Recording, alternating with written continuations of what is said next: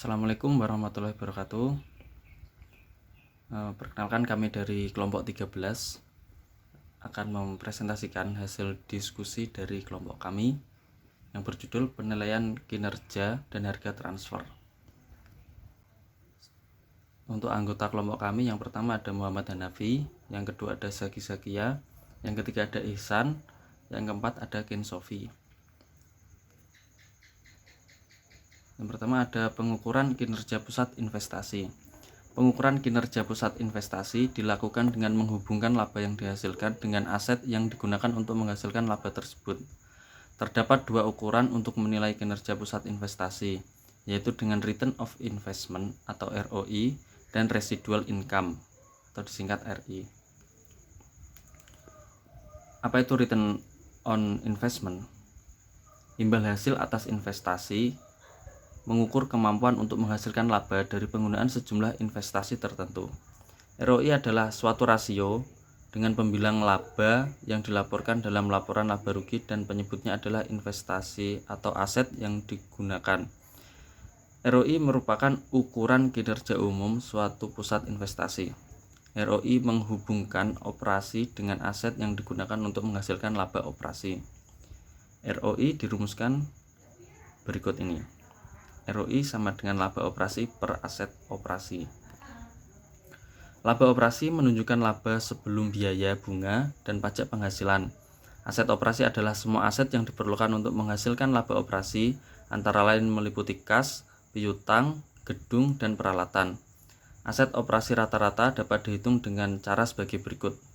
Aset operasi rata-rata sama dengan nilai buku neto awal ditambah nilai buku neto akhir dibagi 2. Contoh, perusahaan Omega Theta mempunyai 2 pusat investasi. Divisi Omega mempunyai laba operasi 20 juta rupiah dan aset operasi rata-rata 100 juta rupiah. Maka ROI divisi Omega adalah 20%. Dari 20 juta dibagi 100 juta rupiah dikali 100%. Divisi Theta mempunyai laba operasi sejumlah 15 juta rupiah dan aset operasi rata-rata 50 juta rupiah. Maka ROI divisi Theta adalah 30%. Apabila kinerja pusat investasi diukur berdasarkan ROI, maka kinerja divisi Theta lebih baik daripada divisi Omega. Dan selanjutnya ada margin laba operasi dan perputaran aset operasi. Rumus kedua ROI adalah perkalian rasio margin laba operasi dengan rasio perputaran aset operasi sebagai berikut. ROI sama dengan margin laba operasi dikali perputaran aset rata-rata, atau ROI sama dengan laba operasi per penjualan bersih dikali penjualan bersih per aset operasi rata-rata. Misalnya, jika divisi Omega mempunyai penjualan bersih 40 juta rupiah, maka margin laba operasi adalah 25%. Dari 20 juta rupiah dibagi 80 juta rupiah. Dan rasio perputaran aset operasi adalah 0,8. Dari 80 juta dibagi 100 juta rupiah. Berikut adalah perbandingan ROI dari divisi TV dan DVD. Selanjutnya ada kelebihan dan kelemahan ROI. Kelebihan pertama dari ROI adalah mendorong manajer untuk berfokus pada hubungan di antara penjualan, biaya, dan investasi sebagaimana layaknya seorang manajer pusat investasi. Kedua, mendorong manajer untuk berfokus pada efisiensi biaya. Yang ketiga, mendorong manajer untuk berfokus pada efisiensi aset operasi. Dan kelemahannya adalah dapat menyebabkan manajer berfokus pada profitabilitas divisi yang merugikan profitabilitas perusahaan secara keseluruhan. Yang kedua, dapat mendorong manajer berfokus pada kepentingan jangka pendek dengan mengorbankan kepentingan jangka panjang. Contoh, divisi perakitan mempunyai peluang melakukan investasi dalam 2 proyek pada tahun yang akan datang, yaitu proyek A dan B dengan karakteristik sebagai berikut. Proyek A mempunyai nilai investasi 30 juta dan B 25 juta dengan laba operasi 4.200.000 dan proyek B 3.750.000. Pada tahun ini perakitan mempunyai ROI sebesar 19% dengan menggunakan aset operasi 80 juta rupiah yang menghasilkan laba operasi 15.200.000 rupiah. Divisi perakitan telah mendapat otoritas untuk melakukan investasi baru maksimal sebesar 60 juta. Apabila dana tersebut tidak digunakan oleh divisi, maka akan digunakan oleh kantor pusat. Kantor pusat mensyaratkan semua investasi yang dilakukan paling tidak memberikan return sebesar 10%, sama dengan biaya modal yang diperlukan. Berdasarkan hasil analisis yang disajikan dalam paragraf 13.3, manajer divisi perakitan akan cenderung untuk memilih alternatif 4, yaitu tidak melakukan investasi dalam proyek A maupun B, karena ketiga alternatif yang lain akan menurunkan ROI divisinya. Dan berdasarkan hasil analisis yang disajikan dalam paragraf 13.4, manajer divisi perakitan memilih alternatif 4, yaitu tidak melakukan investasi dalam proyek A maupun B, karena ketiga alternatif yang akan menurunkan ROI divisinya. Ketiga alternatif yang lain mempunyai ROI yang lebih rendah dari ROI divisi, yaitu 19%. Keputusan ini merugikan perusahaan secara keseluruhan karena ROI proyek A sebesar 14% maupun ROI proyek B senilai 15%, lebih besar daripada return yang disyaratkan atau biaya modal sebesar 10%.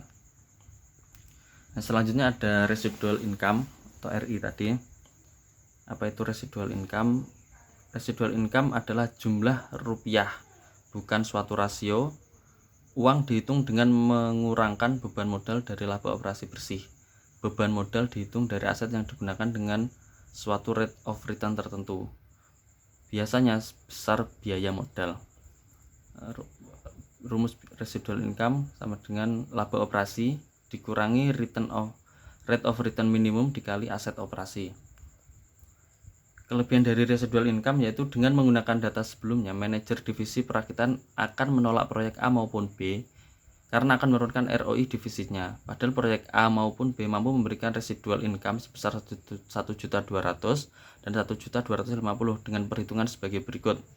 Residual income proyek A sama dengan 4.200.000 dikurangi 10% dikali 30 juta rupiah yang akan menghasilkan 1.200.000. Dan residual income dari proyek B sama dengan 3.750.000 dikurangi dalam kurung 10% dikali 25 juta rupiah yang hasilnya adalah 1.250.000.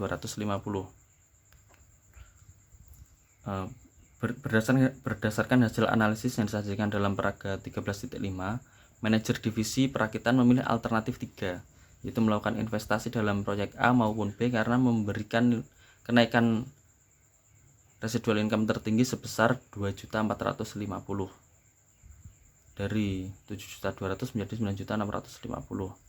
Dan berdasarkan hasil analisis yang disajikan dalam paragraf 13.6, manajer divisi perakitan akan memilih alternatif 3, yaitu melakukan investasi dalam proyek A maupun B karena memberikan kenaikan residual income tertinggi sebesar 2.450.000 rupiah. Dari total RI divisi yaitu 7.200.000 menjadi 9.650.000. Dan kelemahan dari residual income adalah masalah dalam penggunaan residual income sebagai ukuran kerja adalah bahwa residual income merupakan suatu ukuran absolut profitabilitas. Jadi perbandingan langsung kinerja dua pusat investasi yang berbeda adalah sulit karena besaran investasi yang berbeda. Yang selanjutnya kita akan membahas tentang penentuan harga transfer.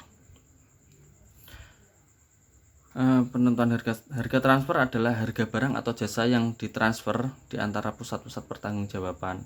Sistem penentuan harga transfer seharusnya dirancang untuk mencapai beberapa tujuan sebagai berikut. 1. Evaluasi kinerja secara akurat. Sistem harus mampu memberikan informasi relevan yang diperlukan oleh setiap pusat laba untuk menentukan trade-off optimum antara pendapatan dan biaya. Yang kedua, ada keselarasan tujuan. Sistem harus mendorong keputusan yang goal congruence, yaitu bahwa sistem seharusnya dirancang agar keputusan yang memperbaiki laba unit bisnis juga akan memperbaiki laba perusahaan secara keseluruhan. Yang ketiga, pemeliharaan otonomi pusat laba. Manajemen puncak seharusnya tidak mengintervensi kebebasan pembuatan keputusan oleh manajer pusat laba. 4. Mudah dipahami. Sistem seharusnya sederhana untuk dipahami dan mudah diadministrasikan. Selanjutnya ada dasar penentuan harga transfer, yaitu harga pasar sebagai harga transfer, harga kompetitif sebagai harga transfer, dan ketiga, harga transfer berdasarkan biaya. Selanjutnya ada penentuan harga transfer jika terdapat kapasitas menganggur. Jika harga transfer ditetapkan sebagai biaya variabel per unit, maka semua keuntungan transfer produk dari divisi penjual kepada divisi pembeli dinikmati oleh divisi pembeli saja. Sebaliknya, jika harga transfer ditetapkan sebesar harga pasar, maka seluruh manfaat transfer produk hanya dinikmati oleh divisi penjual saja. Oleh karena itu, sistem penentuan harga transfer yang ada harus mampu menentukan harga transfer yang adil, yaitu harga transfer yang membagi sama manfaat transfer produk di antara divisi penjual dan divisi pembeli. Selanjutnya ada pendekatan biaya untuk penentuan harga transfer.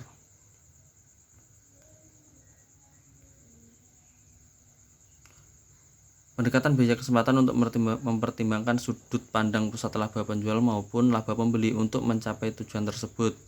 Pendekatan ini mengidentifikasi harga transfer minimum yang divisi penjual berharap akan menerima dan harga transfer maksimum divisi pembeli bersedia untuk membayar. Jika transfer antar divisi terjadi, maka harga transfer minimum maksimum berhubungan dengan biaya kesempatan yang timbul. Berikut ini penentuan harga transfer minimum dan maksimum. Transfer minimum adalah harga transfer yang tidak akan menimbulkan kerugian bagi divisi penjual apabila mentransfer produknya ke divisi lain dalam perusahaan dan bukannya menjual kepada pihak eksternal.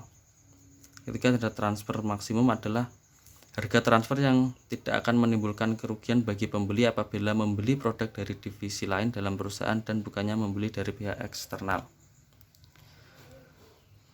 Pendekatan biaya untuk penentuan harga transfer adalah pendekatan biaya kesempatan menunjukkan kepada divisi mengenai kapan transfer secara internal terjadi.